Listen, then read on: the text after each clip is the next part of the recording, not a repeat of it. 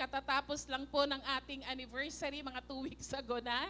Pero grabe, yung ibinaba na pag nag-uumapaw na kagalingan, kapurihan para sa Panginoon, yung kagalakan. Amen po ba?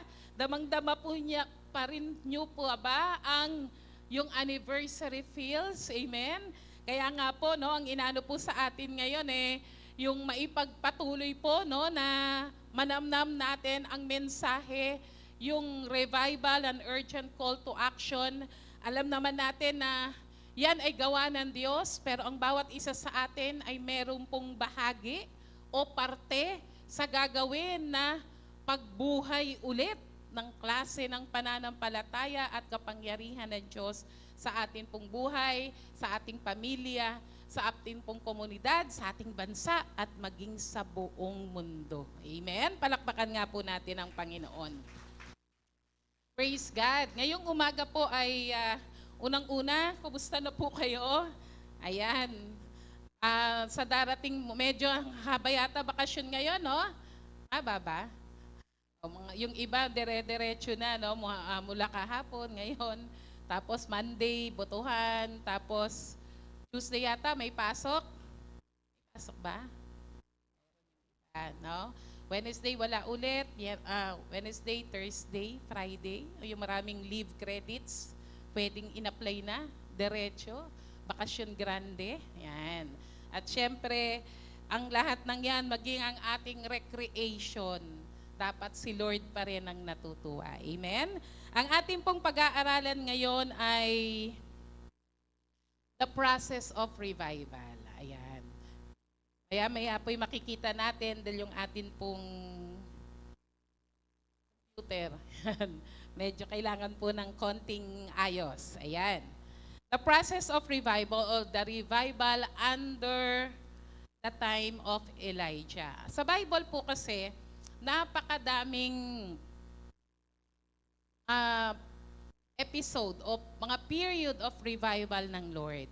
At alam naman natin, kapag sinabi pong revival, it is something that is already dead. Ibig sabihin, wala nang buhay, malamig na, hindi na siya animate, hindi na gumagalaw, and the Lord will bring, no, life again, no, sa buhay na yon, sa tao na yon, o kung anumang bagay na kailangang buhayin ulit. Ayan. At sa panahon po, at isa po rito yung revival under the time of Elijah. Ayan. Tinatangay yung aking mga papel. Ayan. At ang ating pong title is The Process of Revival. The Process of God's Revival. Part 1, kasi marahaba po yan. Yung part 2, next Sunday po natin yan pag-uusapan. Di pa nagsisimula, may part 2 na, no? Ayan, babasahin po natin 1 Kings chapter 18, verse 1 to 40 po yan talaga. 1 Kings chapter 18, verse 1 to 40. Kaya kung medyo mabitin sa 15, dapat may mga Bible po kayo. Ayan, no? I encourage everyone na magdala pa rin po ng totoong Biblia, no? Ng printed Bible, kahit kayo po ay may mga Bible na sa inyong mga gadget. Okay, ready na po ba kayo? Ready na ba, Ate Sar? Okay, the process of God's revival on 1 Kings chapter 18. Pakita na po natin, Ate Sara. Ati po tayo ng babasahin. Ayan, sabay-sabay po tayo. Ready na po kayo? Ready, go. Pagkalipas ng ilang panahon, ng 3 taon ng tagtuyot, sinabi ni Yahweh kay Elias, pumunta ka na kay Ahab. Malapit na akong magpadala ng ulan sa lupaing ito. At nagpunta nga si Elias kay Ahab. Napakatindi noon ng tagutom sa Samaria, kaya't pinatawag ni Ahab si Obadias, ang tagapangasiwa ng palasyo. Si Obadias ay may takot kay Yahweh. Verse 4, onwards, ready, go po. Nang kasalukuyang pinapapatay ni Jezebel ang mga propeta ni Yahweh, nailigtas ni Obadias ang 100 sa mga ito. Itinago niya ang mga ito sa isang yungib. Tig-50 ang bawat pangkat at binigyan niya ng pagkain at tubig. Sinabi ni Ahab kay Obadias, tayo na. Galugarin natin ang buong lupain at tingnan ang bawat ilog at libis. Baka makakita tayo roon ng sapat na damo upang sa buong, ano yan? Kabayo, mola at baka. Ayan, next slide. Go po.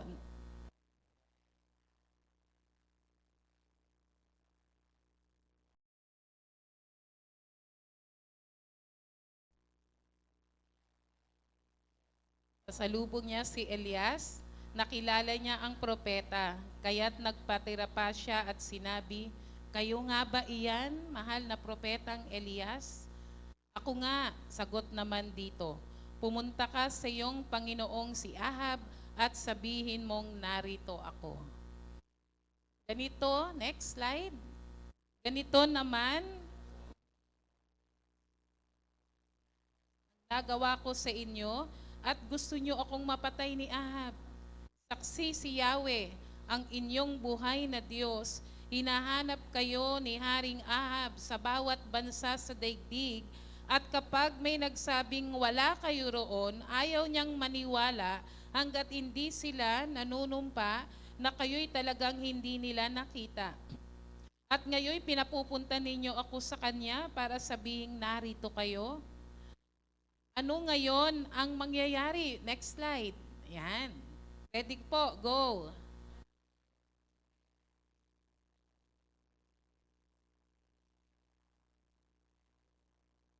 Dadali naman kayo ng Espiritu ni Yahweh sa lugar na hindi ko alam.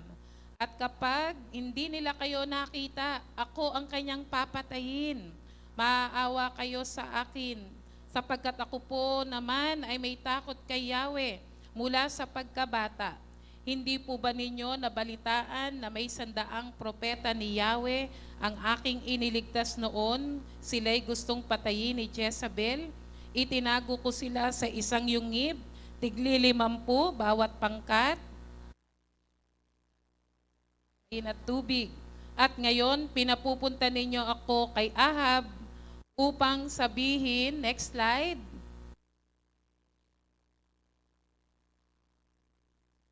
narito kayo. Tiyak na papatayin niya ako.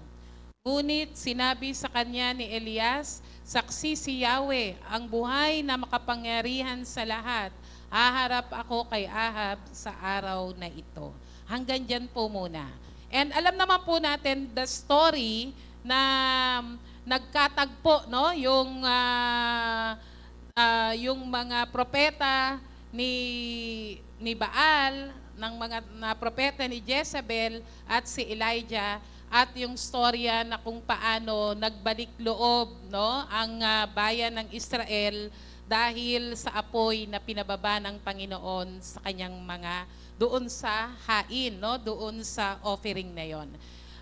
Hatiin po natin yung parte dahil mahaba po siya at kukunin po natin yung puntos na nandito po sa 1 Kings chapter 18 verse 1 to 15. Unang-una po, kung makikita po natin na sa 1 Kings chapter 16 and 17, nagpalit-palit po ng mga hari, ang bayan ng Juda at maging ang Israel. At ang mga namahala sa Israel ay mas marami ang mga wicked o yung mga tumalikod sa Panginoon o yung mga masasamang mga hari. At dumating nga pasama ng pasama, patindi ng patindi, tumalikod sila sa utos ni Yahweh, tinalikuran ng bayan ng Israel at lalo ng kanilang mga namumuno o yung mga naging hari ang ating Panginoon. At doon sa 1 Kings chapter 18, yan na yung panahon po ng ni Haring Ahab, no? At siya po ay napangasawa niya po si Jezebel. At si Jezebel po ay isang hindi po siya Hudyo, iba ang kanyang Diyos, at siya po ay sumasamba, no, sa kay Baal at kay Asherah. At sa panahon na si Ahab po ay napangasawa niya si Jezebel, ay niyakap niya na rin, kumbaga mas pre-nomote niya, no, yung idolatrous worship na kumbaga sa panahon na yon, na nandun pa rin naman yung utos ni Moses, nandun pa rin naman yung pagpatungkol sa ating Diyos, kay Yahweh, pero parang, parang yung, alam mo ba yung kaisipan na mas mabuti ng sigurado, dagdagan natin ng Diyos. Parang gano'n, no? So, gano'n ang nangyari. Sa mga panahon na yon, makikita natin na ang mga tao ay talagang talagang niyakap na yung pagsamba sa ibang Diyos maliban sa ating Diyos, sa totoong Diyos.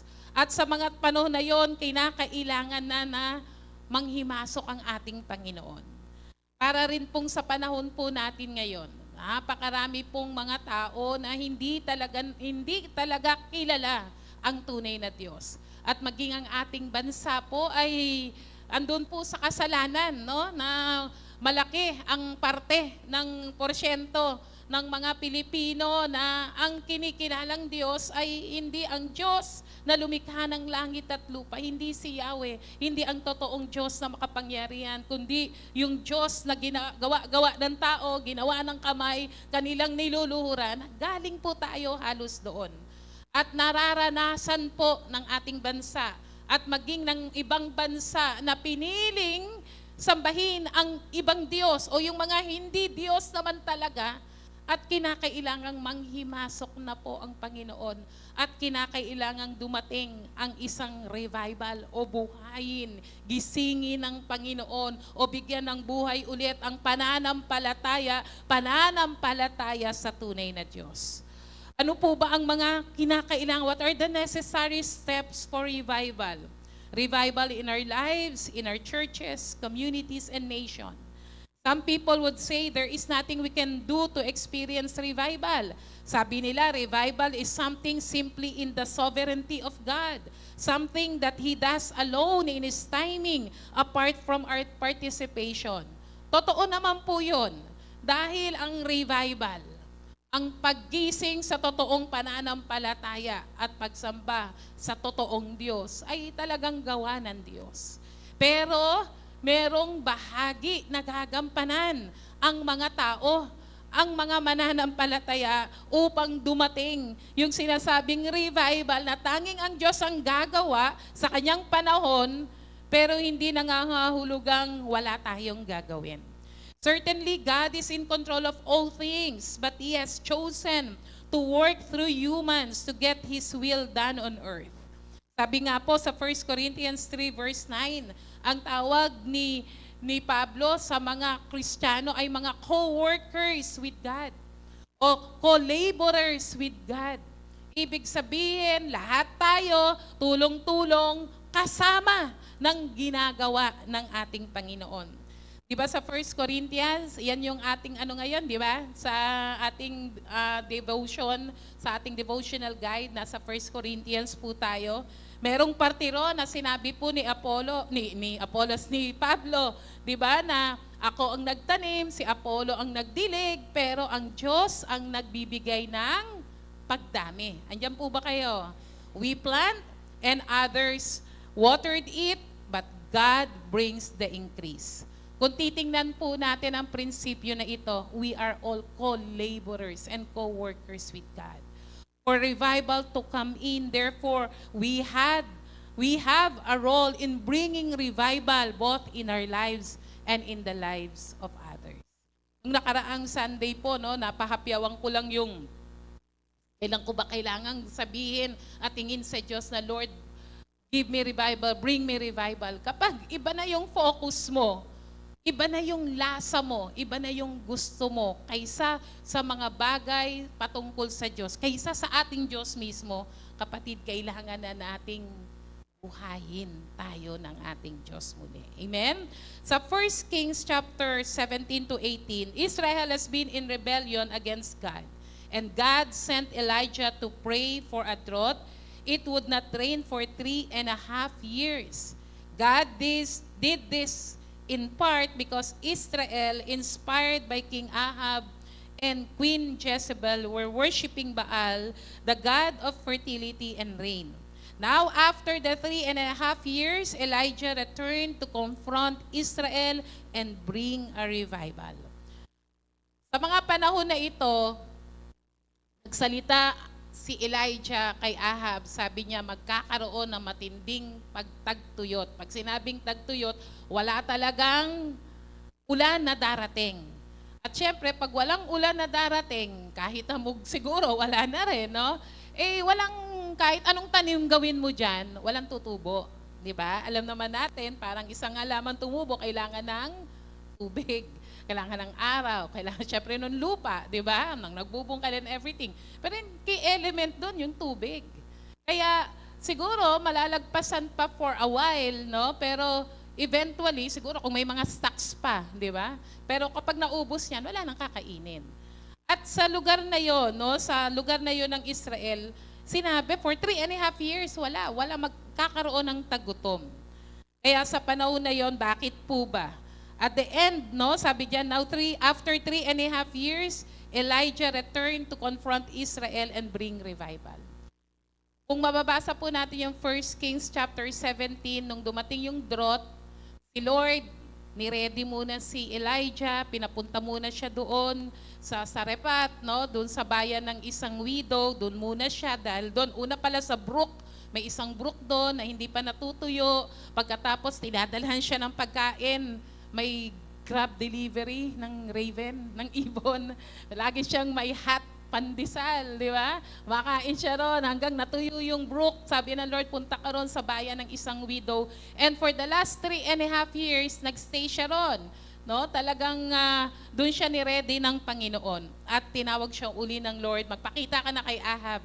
Di ba? Magpakita ka na kay Ahab. Kasi for 3.5 years, hinahanap din siya ni Ahab. Di ba? Kasi hinahanap siya bawat bayan na pupuntahan. Nandiyan ba si Ahab? No, pinasusumpa pa. Matindi ang sumpa nung yung parang oath, di ba? Sabi, wala rito, di namin siya tinatago. Hirap na, no, ang bayan ng Israel dahil sa matinding tagtuyot. At dumating na yung time na sabi na Lord, this is it. Magpakita ka na, no? Magpakita ka na doon kay Ahab at sabihin mong magpapaulan na siya, no? Darating na, matatapos na yung tagtuyot ng kanilang bayan. At dumating din po, no, at sa dulo ng 1 Kings chapter 18. Familiar po ba kayo sa kwento nung sa Mount Carmel? Yan, 'di ba? Yung showdown doon nila prophets ni Baal at ni Jezebel, nila Asherah, at yung showdown ni Elijah na kung saan ang Diyos sa kayong magpababa ng apoy at i-consume yung offering na yon, siya ang tunay na Diyos. At the end of 1 Kings 18, he challenges the Israelites about their double-mindedness. Kung mababasa po natin, hindi lang po natin medyo bibigyan ng diin ngayon dahil sa next Sunday na po yung part 2. Nung time na tinatanong ni Elijah kasi yung mga tao, may isang part doon eh. The people were silent. Kasi pinapipili sila, sabi ni Elijah doon, how long are you going to be paralyzed by indecision? How long ba kayo magdadalawang isip at piliin nyo ang totoong Diyos? And the people were silent. And if the Lord be the true God, then follow Him. But if Baal is, follow Him. Then the Lord displays His power by praying for God to bring fire from heaven to consume a sacrifice while the prophet of Baal failed to do the same. Ang tagal na, nagsayaw-sayaw, naghiwa-hiwa na yung propeta ni Baal, pero walang yung Diyos nila, hindi nagpababa ng apoy. Pero si Elijah, nanalangin siya sa Diyos at pagkatapos, kinonsume ng Lord. And saka lang, no, Israel fell on their faces and declared, the Lord is the true God. The Lord is the true God. Kung titingnan po natin, at this point, of course, it is God who is the sovereign God who can only brings revival. But there is Elijah, propeta, mananampalataya, katulad natin, who participated in the process of God bringing repentance and revival in Israel. Sa panahon po natin ngayon of what's happening right now, wag na pong munang lumayo sa ating na lang mga personal na buhay. Pag masyado nang mas nako-consume ng ating kaisipan, ng ating lakas, o ng mga bagay na meron tayo at mas pinipili natin ang bagay ng sanlibutan na ito kaysa ang bagay patungkol sa Diyos, kapatid, kailangan na nating ibalik tayo ng Panginoon sa una at dating alab ng ating pag-ibig sa Panginoon. Ready na po ba kayo? Amen. What are the process of revival? Number 1, when bringing revival, God often allows desperate circumstances to help people recognize their weakness and depend more on Him. Ayan, nawala po. No? Kapag ang proseso ng revival, when bringing revival, madalas hahayaan ng Diyos ang mga sitwasyon na hirap tayo o desperado tayo, desperate circumstances, para ma-realize natin ang ating kahinaan at ang ating kawalan, para ma-realize natin na ang Diyos lang ang ating kailangan. Number 1, ilabas mo na, Sarah, kasi ang haba ng sinabi ko. Number 1. Okay, 1, yan. When bringing revival, God often allows desperate circumstances, no, to help people recognize their weakness and depend more on Him. Balikan lang po natin, no, yung talata doon sa 1 Kings chapter 18, verse 2 at verse 5. Sabi diyan, pagkalipas ng ilang panahon, ng 3 taon na ng tagtuyot, 3 years na po, no? 3 years na po yung drought. Sabi diyan, sinabi ni Yahweh kay Elias, pumunta ka na kay Ahab. Malapit na akong magpadala ng ulan sa lupaing ito. At nagpunta nga si Elias kay Ahab at napakatindi noon ng taggutom sa Samaria. Ang Samaria, siya yung naging capital city ng Israel at the time of Ahab. At napakatindi na ng tagtuyot. Sipin mo, si Ahab nga, kaya nga siya naghahanap ng mga, kung saan pa may mga tubig, no? Kung saan pa may mga batis, o may mga, kung anong lugar dyan na may tubig, para pakainin yung kanyang mga hayop. Kasi nga, pag nawala pa yon, gutom na talaga, di ba? So, desperate circumstances, ano po yun? Walang pagkain. Sa tindi ng tagtuyot, sa panahon na yon, 3 taon, napakatindi na ng gutom sa Samaria. Siguro kahit may pera ka na pambili, wala kang mabibili. Di ba? Kasi wala namang produce. Sabi doon sa verse 5, sinabi ni Ahab kay Obadias, tayo na, galugarin natin ang buong lupain at tingnan ang bawat ilog at libis. Baka makakita tayo ron ng sapat na damo upang huwag mamatay sa gutom ang ating mga kabayo, mola at baka. So napakatindi na ng pangangailangan, di po ba? Na kung ibig sabihin, mismong kung yung hari na nga, si Ahab, na nasa kanya ang lahat ng kapangyarihan, pera, no, salapi, lahat-lahat, dahil siya yung pinakamayamang tao sa lugar na yon, ay nangangailangan na ng batis, nangangailangan na ng ilog, libis, ng damo na pwedeng kainin ng kanyang mga alaga. Andiyan po ba kayo? Dalhin mag-time travel tayo. Kunwari tayo yun nandun. Kung yung hari nga, wala nang desperado nang makakita ng body of water para dalhin yung kanyang mga alaga, gaano pa kaya yung mga maliliit na mamamayan doon? Amen? Andiyan po ba kayo?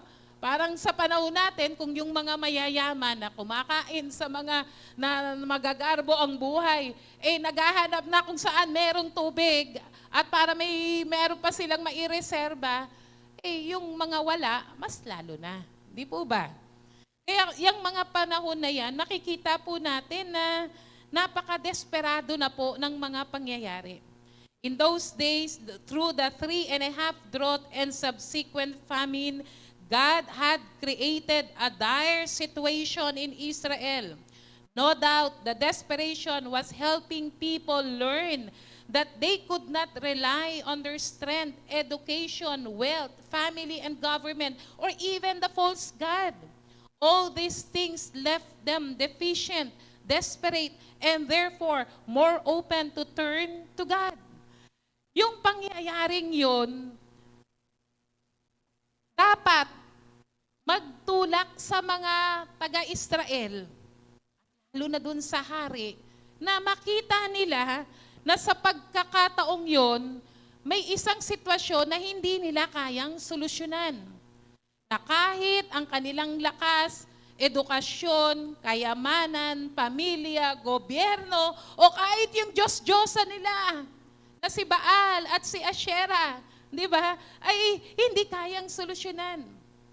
Inilagay, hinayaan ng Diyos na mapunta ang bayan ng Israel sa isang sitwasyon na makikita nila na kulang sila, wala sila, na desperado sila at kailangan na nilang pumunta sa iisang pinanggagalingan ng kailangan nila. Kailangan nila ng ulan, kailangan nila ng pagkain, kailangan magugutom na sila for 3.5 years. Dapat yung dire situation, yung desperate circumstances na yon, magamit, mag-open ng opportunity na ma-realize nila na kailangan nila ang totoong Diyos. Amen? In that time, God often painfully teaches us that through trials, nothing else will truly meet our needs or satisfy us outside of Him. Tayo po, minsan, patapik-tapik lang si Lord, di ba? Pero doon sa tapik-tapik, ayaw mong gumising, di ba? Ina-brush off mo lang. Kinakailangang dumating pa sa isang matinding pangyayari, hahayaan ng Lord na dumating tayo sa isang sitwasyon na desperado tayo, at yung lahat ng mga inaasahan natin, pwede yung ating kayamanan, pwede yung ating pamilya, pwede yung ating pinag-aralan, mga trabaho, o kahit ang gobyerno, doon tayo tumitingin eh. Kaya kayong mga pagpamaliit-maliit lang na hindi masyadong kailangan ng Diyos. Kasi may pera pa naman ako sa bangko. May trabaho pa naman ako. Kung talagang wala, andyan naman, may ayuda. No? May paayuda si Mayor. Baka gano'n, no? At kinakailangang para gisingin. Kasi namamatay na, ang nabubuhay yung pang sarili. Ang nabubuhay ay yung makamundo. Ang nabubuhay ay ang laman.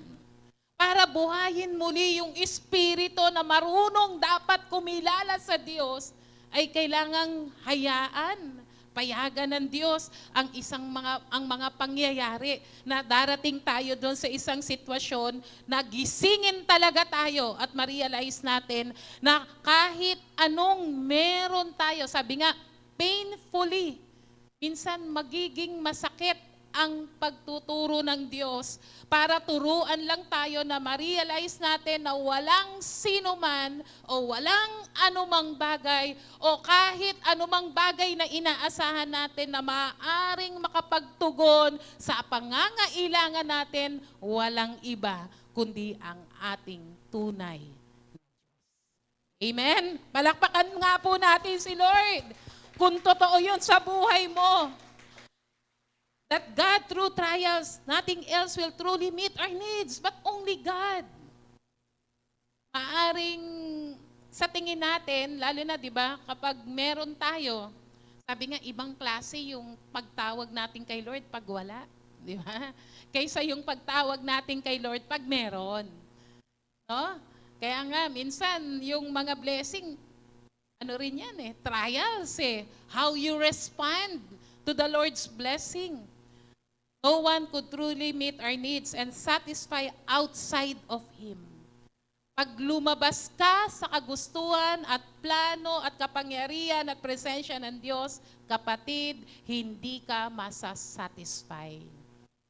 Pwedeng sumaya ka pang samandali, pero pag nawala na yung bagay na yon, malungkot ka na. Pero kung totoong ang satisfaction mo ay ang Diyos, mawala man ang lahat ng bagay, masaya ka pa rin. kumpleto ka pa rin, kapatid. Amen? Palakpakan natin ang Panginoon. Most times, He does this through small personal trials, but oftentimes through wide-scale trials affecting entire nations or even the entire world. Naalala niyo po ba ang panahon ng COVID?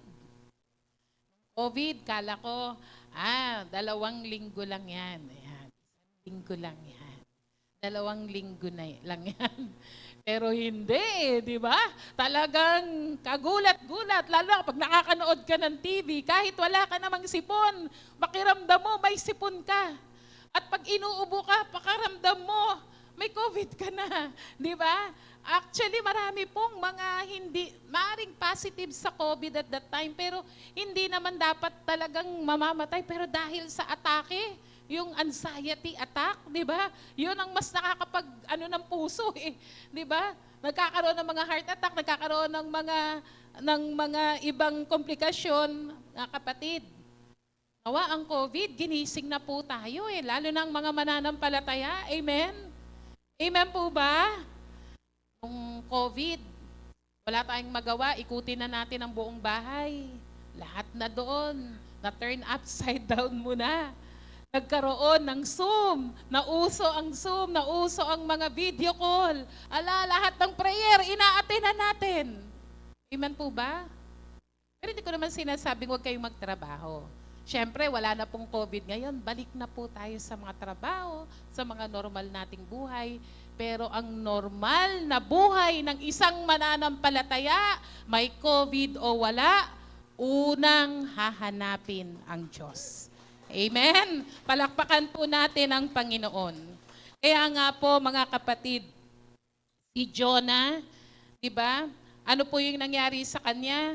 Nilagay siya ng Lord sa desperate situation so that he would realize that there is only one God. Ano po nangyari kay Jonah? Tinawag siya ng Panginoon para mag-preach sa Nineveh. Anong ginawa niya? Nagtago. Kung papuntang west ang Nineveh, pumunta siya ng east. Parang gano'n ang nangyari. Ano nangyari? Nagkaroon ng bagyo. Kumbaga yung mga navigators, yung mga kapitan ng barko, alam naman nilang walang bagyo. Sabi naman sa weather forecast, walang bagyo. Kaya pwede tayong maglayag. Tapos biglang nagkaroon ng bagyo. Sabi nila, sino kaya may balat dito? Tinapon na nila lahat ng mga gamit nila. Tapos na-realize nila, sabi ng Lord, merong isa dito. No? Tinuro mismo si Jonah. Tinapon nila si Jonah. Tumigil ang bagyo. Ano pong nangyari? Nasa desperate situation sa gitna ng ocean. Malulunod siya roon, lulutang-lutang. Pero anong nangyari? Sinagip siya ng Panginoon. Na-realize niya, ang Diyos lamang ang kayang magligtas sa kanya. Amen? Praise God! Hallelujah! Maging si David po, di ba, while going through trial, often before the trial, we are apathetic to our relationship with God. We disobey God's words, keep reading, read it barely, and we do read it, and we get almost nothing. However, when going through the trial, God's word becomes like our daily bread. It becomes the great treasure that we seek day and night. And through the trial, God prepares the ground of our hearts to love and obey God's word. Kapatid, kumusta po yung appetite natin sa word of God? Kumusta po yung paghahanap mo lagi na, magko-quiet time ako, magbabasa ako ng Biblia. Kapag ayos ang buhay, halos hindi mo na makita ang Bible mo. Kapag ayos ang buhay, halos hindi ka na nagsusulat sa quiet time notebook mo. Hindi mo na rin tinatanong si Lord kung anong direksyon ang gagawin mo sa araw na to. Kinakailangan pa bang dalhin tayo ng Panginoon? Pero kinakailangan nga yun eh. When bringing revival, God often allows desperate circumstances. Nawa, kapag dinala tayo ng Panginoon sa isang pagsubok, na alam naman nating hindi natin naiiwasan yan, darating at darating, makita natin kung ano ang plano ng Diyos. Ang plano ng Panginoon ay para makita mo siya at ma-realize mo na siya lang ang kailangan mo sa buhay mo. Amen? Palakpakan po natin ang Panginoon. Praise God. Kaya dapat may trials o wala, ang pagmamahal mo sa Diyos ay ganun pa rin. So how should we respond to the fact that God uses desperate situation to bring revival? Paano daw po tayo magre-respond? Okay, alam na natin na may mga pagkakataon na kailangang dalhin tayo ng Lord sa isang sitwasyon o pagsubok o desperate situation that we will realize that God is bringing revival on me. Number one, because God, under number one pa rin po yan. Ayan. Because God uses desperate situation to bring revival in our lives and others, we must train ourselves to view them positively. Kapag nandoon po tayo sa desperate situation, na ang purpose ng Lord is to bring you back to Him, dapat daw po ang response natin, ang reaction natin ay ihanda, i-train natin ang ating sarili, na tingnan natin yung mga desperate situation, yung mga trials na yan, positively. Kung paano sinabi ni James sa James chapter 1 verse 2, sabi po dyan, basahin po natin. Mga kapatid, ready po? 1, 2, 3, go.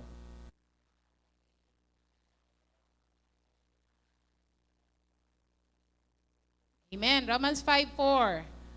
At ang pagtsatsaga ay nagbubunga ng mabuting pagkatao at ang mabuting pagkatao ay nagbubunga ng pag-asa.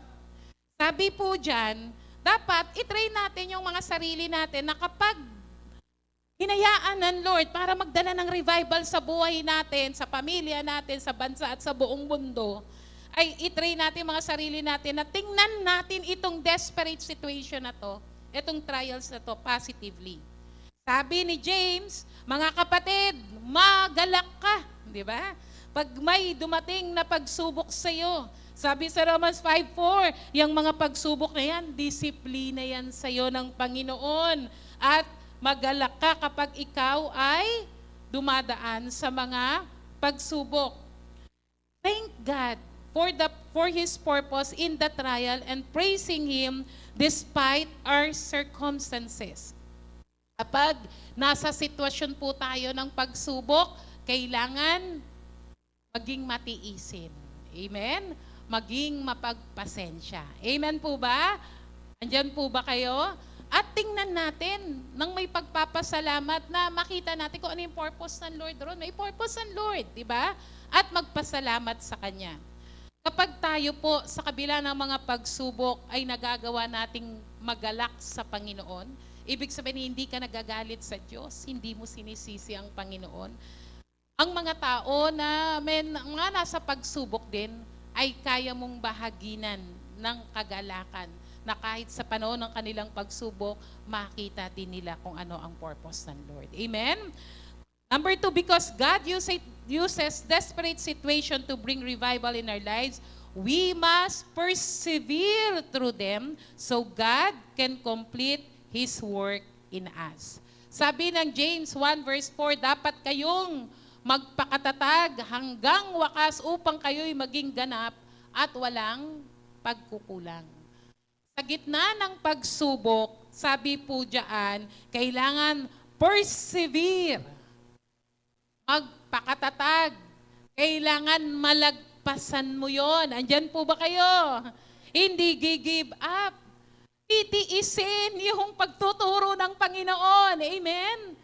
Kasi may purpose si Lord eh. Kailangan makumpleto yun. Kailangan makumpleto yung pagtutuwid, pagtatama ng Panginoon during the trials.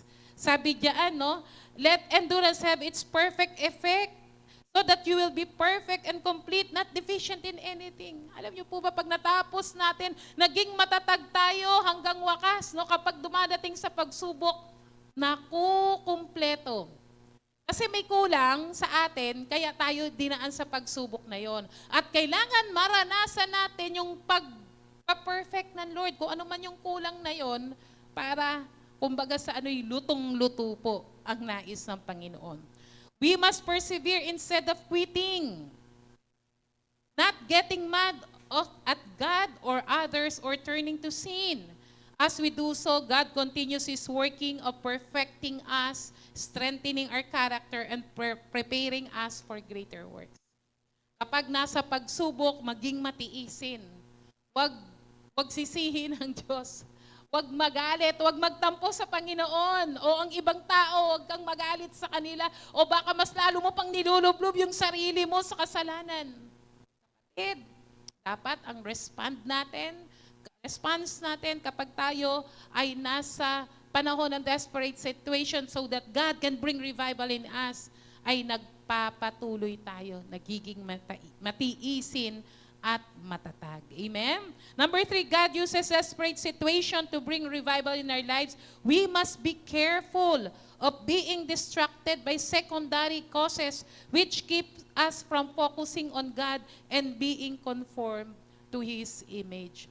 Dapat daw po, pag nasa gitna tayo ng desperate situation or mga trials para magdala ang Diyos ng revival sa ating buhay, wag raw po tayong madistract. Wag ibaling yung kaisipan sa mga dahilan na secondary lang. Ayan. Diba may tendency kasi tayo, pag pumalpak tayo, anong ginagawa natin? Sinisisi natin yung iba. Yes, kapag pumalpak tayo, may mga pagkakataong may kinalaman yung iba. Di po ba? Andiyan po ba kayo?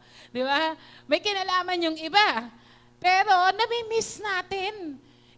Kumbaga hindi natin nakikita na yung purpose ng Lord bringing us to the desperate situation to bring revival in us para makita natin kung ano yung dapat na kino-correct ng Lord sa atin.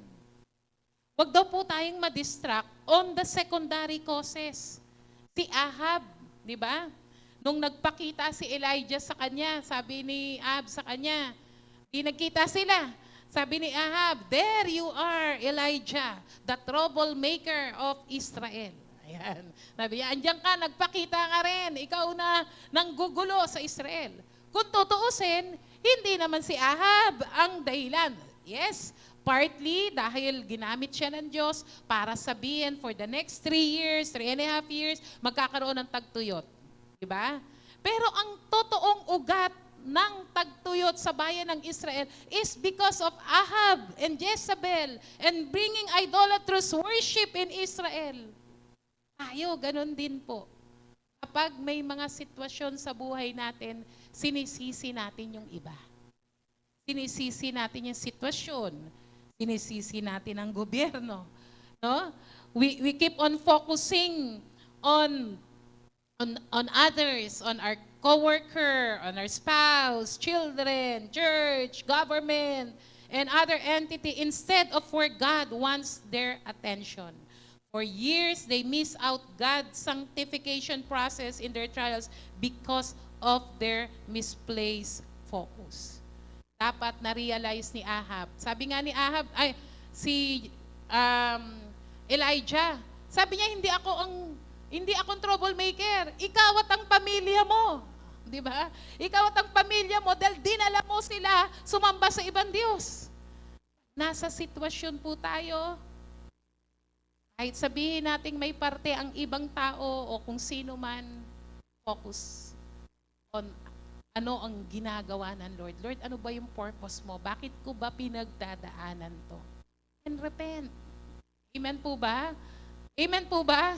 Kaya nga daw po umuulit-ulit, no, ang mga pagsubok na ganon. Ibig sabihin, same thing ever and ever is because hindi tayo natuto.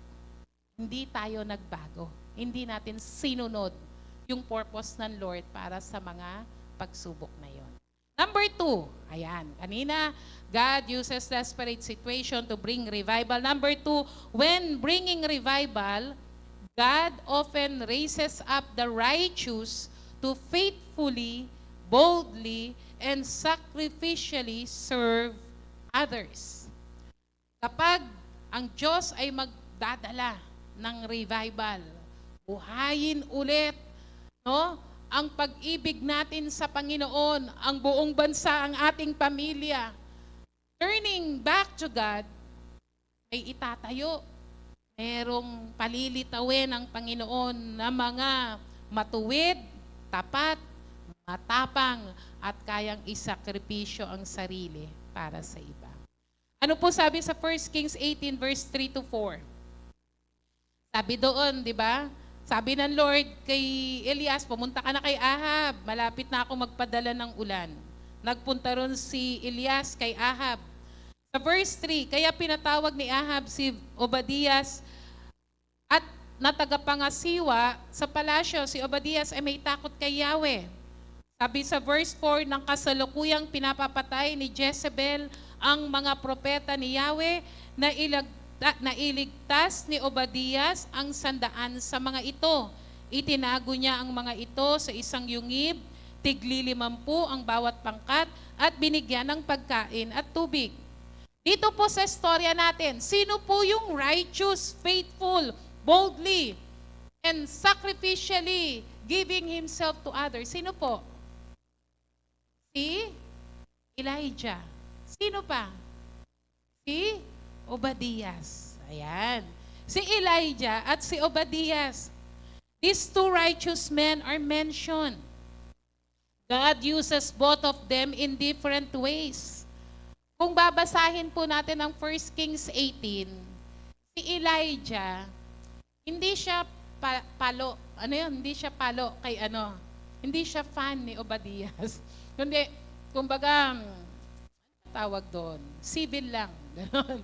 Hindi sila friends, hindi sila close si Obadias. Kasi nga, ang tingin niya kay Obadias, compromised Christian. Ba't ka nagtatrabaho? Ano sabi trabaho dyan ni Obadias? Tagapangasiwa ng palasyo. Diba? Kumbaga, ito si Pimo nagtatrabaho ka sa wicked king. Bakit ka nandiyan? Kaya kumbaga, hindi siya, ano man ang sabihin ni Obadias, di siya naniniwala. Diba?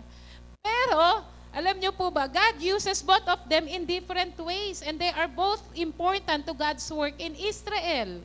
Si Obadiah served under Ahab. He was the supervisor o governor of the palace, no? Yung mayordomo, no? Mayordomo ng palace, ibig sabihin pinagkakatiwalaan siya.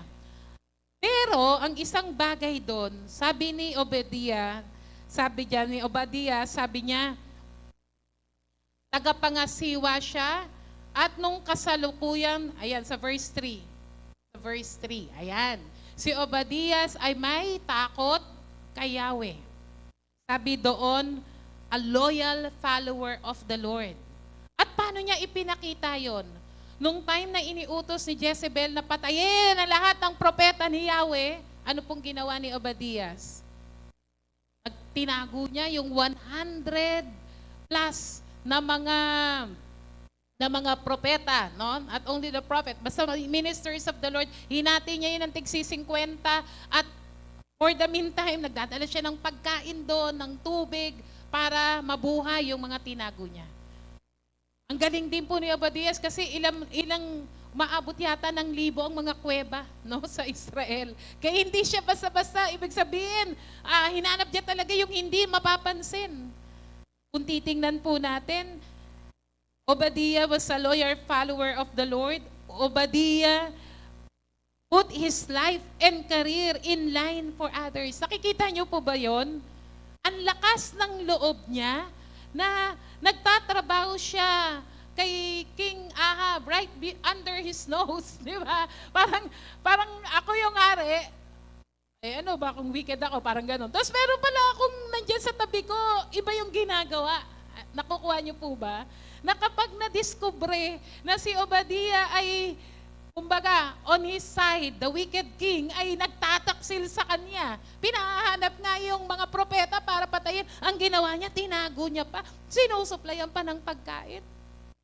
Silent follower siya ng Lord. But he is bold and he is willing to sacrifice his life para lang dito sa mga propeta na to. Kung titingnan po natin, no, sa mga panahon na yan, si Elijah, hindi siya ganun ka-okay kay Obadiah. At di ba nung minute niya si Elijah, sabi doon, nung na-meet ni Elijah, na-meet ni Obadiah si Elijah. Sabi niya, sabihin mo doon sa amo mo, magkita kami. Di ba? Parang na-frustrate si Obadiah, ano ba to? Gusto mo ba akong ipapatay? Di ba? Sabi niya, gusto mo ba akong ipapatay? Di ba? Parang itong si Elijah, masyadong bold. Di ba? Masyadong walang pakialam. Pero the Lord raised up these two righteous, bold, and willingly to sacrifice themselves to bring revival to Israel. Mga kapatid, tayo po, may mga ganong pagkakataon, magkakaiba. No, magkakaiba si Elijah. We can see to him something like isang Kristiyano na nagtatrabaho sa isang Christian organization, maaring pastor, preacher, at ang paligid niya ay puro born again. No? Kumbaga formal na nasa Christian world. At si Obadiah ay katulad ng isang Kristiyano na nagtatrabaho sa korap na lugar. Sa government, di ba?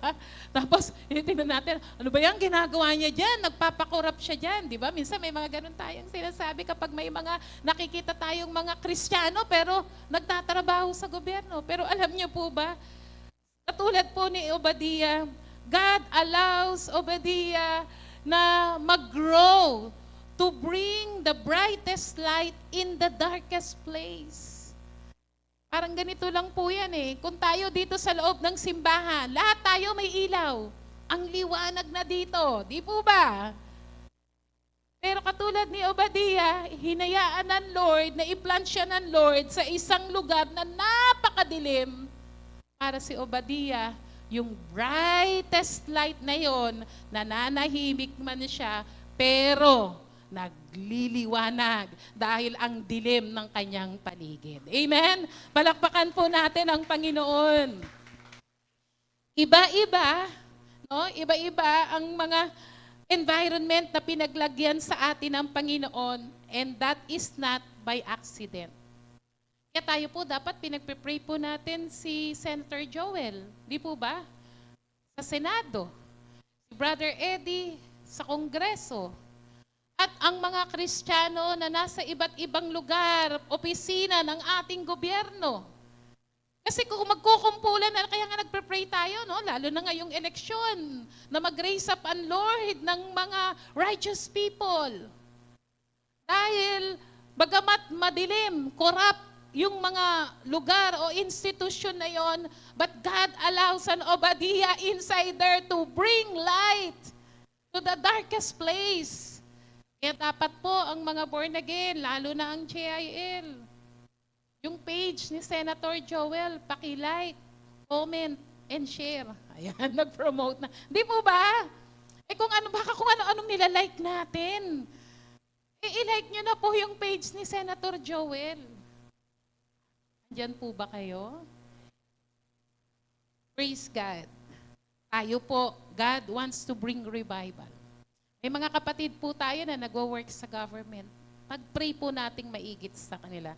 How should we respond to the fact that when God brings revival, He typically raises up to the righteous to help lead it?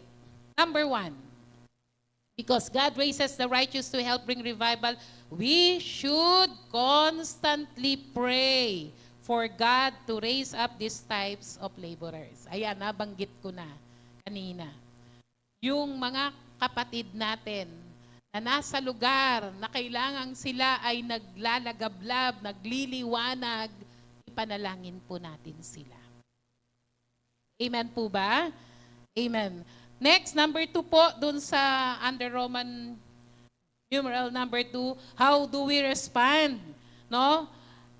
Because God raises the righteous to help lead revival, hindi lang basta to constantly pray for them, but we should prepare ourselves.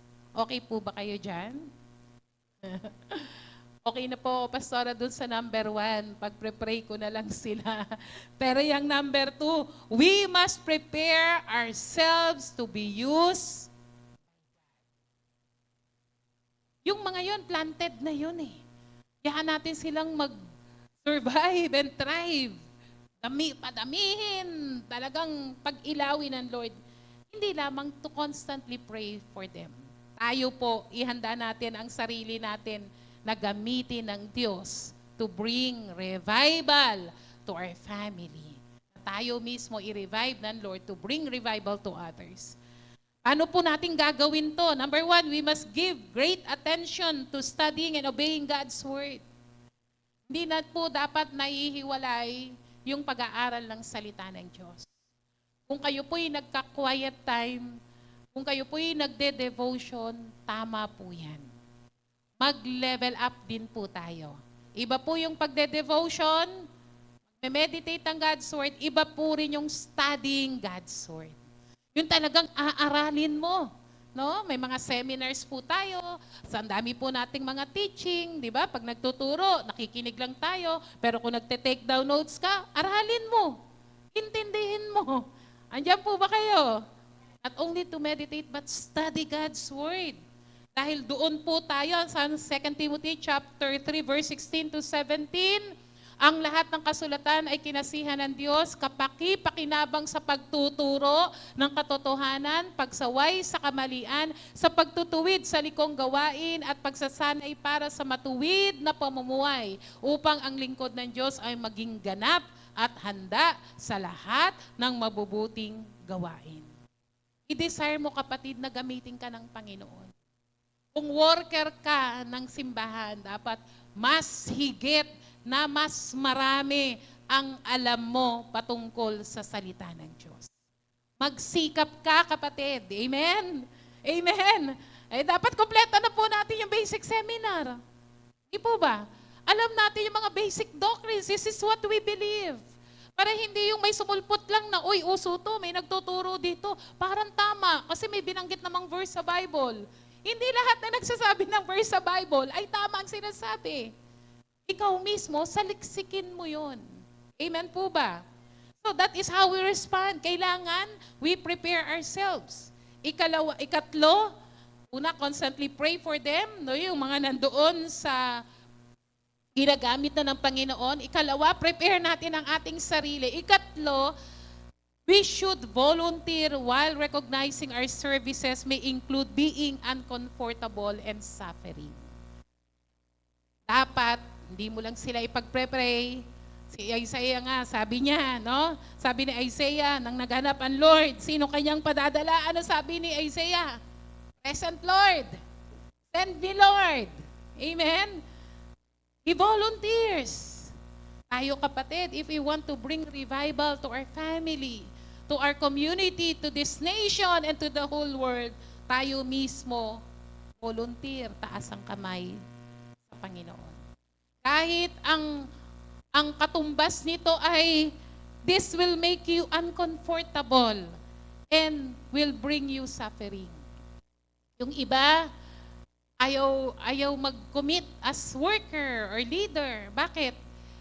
Kasi wala akong time. Ano yun yung time ko niyan eh. Yung ko, laki, kailangan nasa church ka. O yung oras. Ito lang tanong, kapatid. Tingnan mo, ilista mo araw-araw paano mo ginagamit ang oras mo. Madidiscover mo. Ang dami mong pinagagamitan ng oras nang hindi dapat naman paggamitan. Amen? Eh, magtingin ka na lang eh. Minsan ang intention mo, may i-check ka lang na chat dapat eh. Eh, nag-check ka sa FB, hindi sa Messenger. Ay, ganun. Ang dami mo na palang na-scroll. Hindi po ba? Kapatid, this will make you uncomfortable kasi it will eat up your time.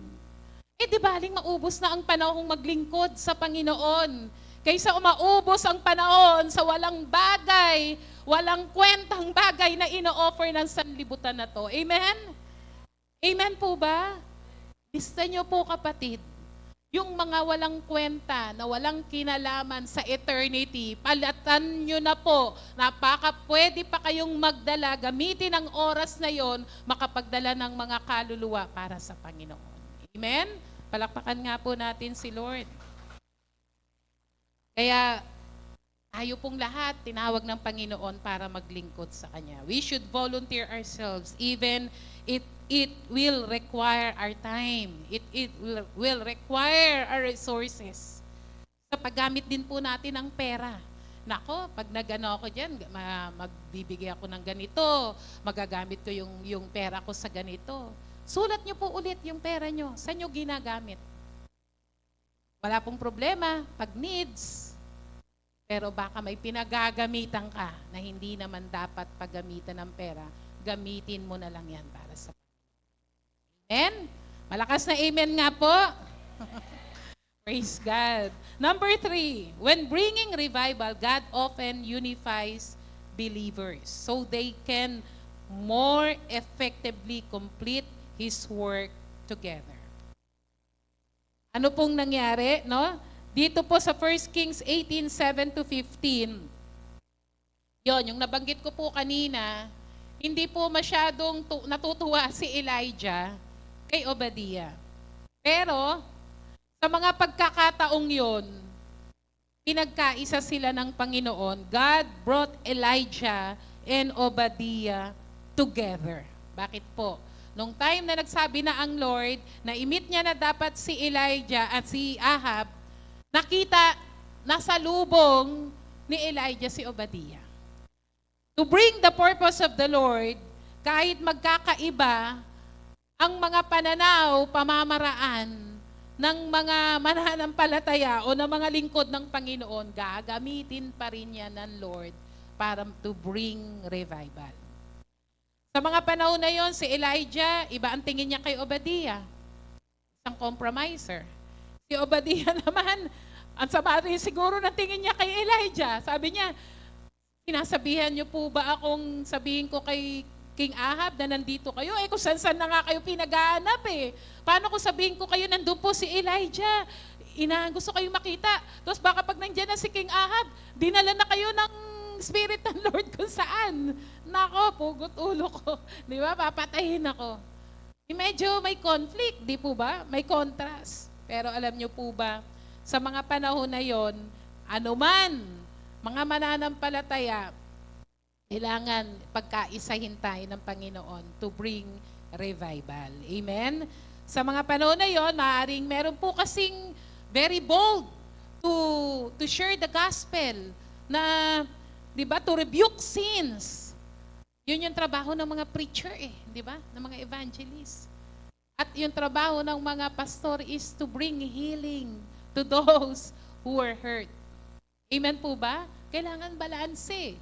Kung si Elijah, very bold, walang pakialam, kahit sino tamaan, basta maibalik ko kayo kay Lord. Merong isang Obadiah na ang trabaho niya is to cater dun sa mga tinamaan ng salita ng Diyos, to bring healing to those who are hurt. Kapatid, sa loob po ng simbahan, iba-iba rin po kasi yung ating ugali. Iba-iba rin po yung ating mga ginagawa. May mga pagkakataon na nagkakaroon po tayo ng conflict. Pero gusto ng Diyos na magpadala ng revival sa ating pong buhay, sa ating simbahan, sa ating family, sa ating community. Regardless ng kung ano man yung ating mga, ano ba tawag dyan, mga pananaw sa iba. Minsan kasi may mga prejudice din tayo di ba? Ayan, si ganyan, ganito yan si ganyan, si ganito yan. Pero hindi natin dapat kalimutan na mayroong isang bagay na magbubuklod sa atin. Amen? Regardless of everything, we must choose to be united in the Lord. Amen? Kahit po sa atin pong community, dito po, no? Ang dami pong mga Christian churches. Di po ba? Magtulungan na lang po tayo para dalhin ang buong Barangay Don Bosco at Barangay Moonwalk palapit sa Panginoon. Amen? Palakpakan po natin si Lord. On our conclusion, alam po natin na kailangan nating i-revive ng Lord. To bring revival, God often allows desperate circumstances to help people recognize their weaknesses. To raise up righteous, to faithfully, boldly, and sacrificially serve others, and unifies believers so they can effectively complete His work. Ipag-pray po natin na anuman dumating na pagsubok sa ating buhay, hindi ka tatalikod sa Panginoon. Lalo kang lalapit sa Kanya. Pag-pray po natin na yung mga nilagay ng Lord in the business, in the Senate, sa ating mga politika, o saan man na merong korupsyon o merong mga bagay na hindi na ginagawa, hindi patungkol sa Panginoon, yung mga Christian doon, patubuin sila ng Lord. Amen? Paglinawin sila ng Panginoon. Pag-pray po natin that the Lord will reconcile relationship in our family, in our church, sa ating community o kung saan man meron tayo. And when God revive our lives, our churches and community, pray that believers would grow strong. Amen? Palakpakan po natin ang Diyos. Tumayo po tayong lahat. Praise God. I encourage everyone to read po yung 1 Corinthians 18. We have more to go. No? May opportunity na ma-share po ulit yung part 2. Pero sa tinuro po ng Panginoon ngayong araw na ito, we will ask the Lord to bring revival. Talagang kailangan na dumating man po sa pagsubok ang buhay natin, darating at darating yan, tandaan mo may tinuturo sa iyo ang Panginoon. Hayaan mong lakaran mo yon kasama si Lord. Amen? Minsan nga hindi na natin kayang lakaran. Binubuhat na nga lang rin tayo ng Lord. Amen? Pero hindi mo yung tatalikuran, hindi magiging mali ang yung response. Pero ang prayer mo, makita ko, Lord, yung purpose mo. We must pray sa ating mga kapatid na nilagay ng Lord sa iba't ibang mga lugar para sila po ay payabungin ng Panginoon. Ikaw mismo gamitin ng Diyos to bring revival. Bring revival si Lord. Hindi maiaalis yung pagkaguto mo sa kanyang salita. Kapatid, mahalin natin ang Panginoon. Siya lamang ang kayang magbigay ng lahat sa atin sa pangangailangan na meron ka. Ngayon pong umagang ito, lalapit po tayo sa Lord. We will declare the name of Jesus, the only powerful name. We will exalt the name of Jesus, no one else. And we will ask the Lord to bring revival in our lives. Amen? Praise God. Awitin po natin.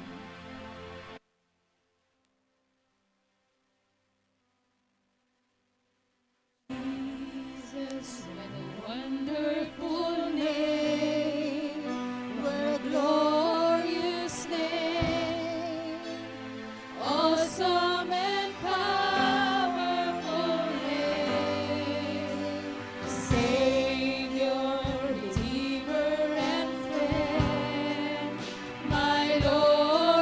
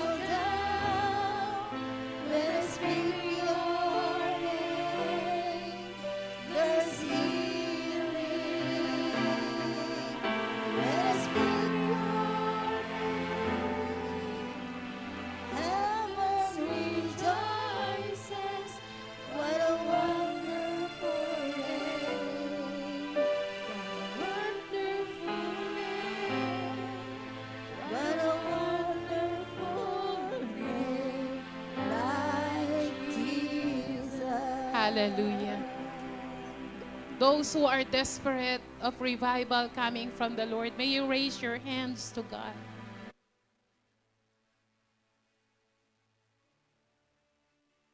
Father, in the name of Jesus,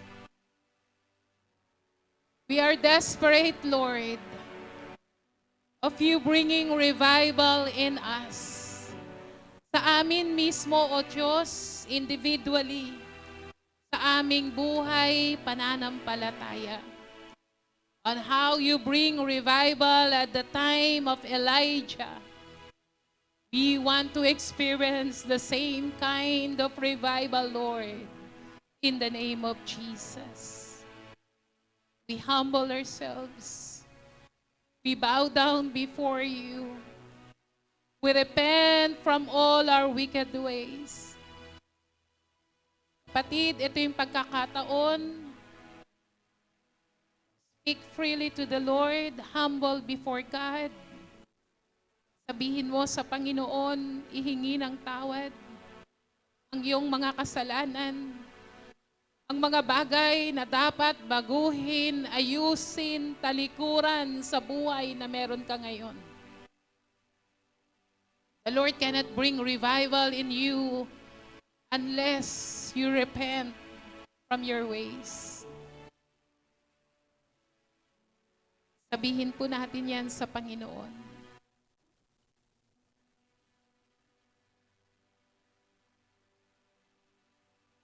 Lord, naririnig mo po ang bawat isa. Hinihingi po namin ng tawad ang aming mga kasalanan, mga pagkukulang, pagkakamali. Nakikita mo, O Diyos, nababasa mo ang aming mga kaisipan. Ano bang nagiging laman yan, Panginoon, sa mga panahon na ito? Naririnig mo ang aming mga sinasabi. Ang sinasabi namin ay kung ano yung nagmumula sa aming puso. Ano yung nag-uumapaw dyan. Nakikita mo ang aming mga ginagawa at hindi ginagawa na nais mo, Panginoong, matupad sa buhay namin. Father, in the name of Jesus, we repent, Lord, sa bawat kasalanan na aming pong nagawa. Yung mga kinabubuhay pa namin na hindi nararapat po, nananatili sa buhay namin, Panginoon, na hindi nararapat. Kami ay humihingi ng tawad. Linisin mo kami, patawarin mo po, Lord. Only you, Jesus, fill our hearts, Lord. Manatiling nakaupo sa trono ng aming puso, ikaw, Panginoong Yesus. Ikaw yung Panginoon, ikaw yung boss, ikaw yung master. Ikaw yung nasusunod sa buhay namin, Panginoon. Father, we surrender everything to you this morning. Bring revival in our hearts, in our lives. Yung gutom sa iyong salita. Yung pagmamahal sa iyong presensya. Yung pagnanais, Panginoon, na gawin ang kalooban mo, O Diyos. Bring revival in us that even in this desperate situation, Lord, Panginoon, gisingin mo kami, O Diyos, at ma-realize namin na wala kaming ibang kailangan, kundi ikaw lamang, Panginoong Yesus. Ano mang pangangailangan, matindi, mahirap ang mga pinagdadaanan. Walang ibang magliligtas o tutulong sa amin, O Diyos, kundi ikaw lang. Maganap yung purpose mo sa bawat pagsubok, sa bawat paghihirap na pinagdaraanan. Matupad, Panginoon, yung layunin mo sa buhay namin. Father, in Jesus' name, I pray for everyone, Lord, na nasa matinding pagsubok sa oras na ito. Father, in the name of Jesus, tulungan mo po ang bawat isa na maging matatag, manampalataya, manatili sa iyo, O Diyos, sa gitna ng paghihirap, sa gitna, Panginoon, ng mga patinding pagsubok sa kanilang buhay. manatili sa iyo, manampalataya sa iyo, at hawakan ang iyong salita dahil tapat ka, Panginoon, na tumutupad. Father, I pray sa lahat ng mga may sakit at karamdaman, in Jesus' name, bring healing, O God. In Jesus' name. Mga mahal namin sa buhay na may sakit at karamdaman, send forth, Lord God, your healing hands, your mighty hands, to touch them, Lord. In the name of Jesus, send forth your miraculous healing power over their body. In the name of Jesus. Anumang sakit at karamdaman, inaalis mo na to, O Diyos, at pinagagaling, nire-restore ang kanila, Panginoong kalusugan, sa pangalan ni Jesus. Ang mga nasa matinding paghihirap, nangangailangan sa mga pangangailangang pinansyal, in the name of Jesus, turuan mo kaming sumunod sa iyo, turuan mo kaming magpasakop sa iyo, turuan mo kaming gawin ang iyong kalooban. Dahil ang sabi mo, this blessing shall come to them, to those who obey you, Lord God, in the name of Jesus. Blessing shall chase them. Hahabulin ng pagpapalat, biyaya, ang iyong mga anak na sumusunod sa iyo, Panginoon. Walang anak mo na kukulangin. Walang anak mo na magugutom. Walang anak mo, O Diyos, na naghihirap in the name of Jesus. If only they will truly obey your word. That is your promise, O God. Panginoon, na pagpapalain mo, who diligently obey your word, who diligently obey your voice, O God. Father, in the name of Jesus, send forth, Lord God, your showers of blessings to the lives of your people. Touch them in Jesus' name. Let the blessings of the Lord and the favor of the Lord be upon you. In Jesus' name. In Jesus' name. And Father, sa lahat ng relasyon na meron po, kung merong mga sigalot, O God, sa mga relasyon, mag-asawa, anak, magulang, kaibigan, sa trabaho, o anumang mga bagay, Lord God, in Jesus' name, reconcile each one. Let there be love, forgiveness, let there be submission, Lord God, in the name of Jesus, and let you be, Lord, the center of their relationship, Lord God. Maraming salamat. Thank you for bringing us revival, Lord. In Jesus' name, we are all catching the blessings, Lord, that you are pouring out this morning, oh God. We thank you, Lord, and we carefully give you back all the glory and all the praise. In Jesus' name, amen and amen. Malakas sa palakpak sa Panginoon.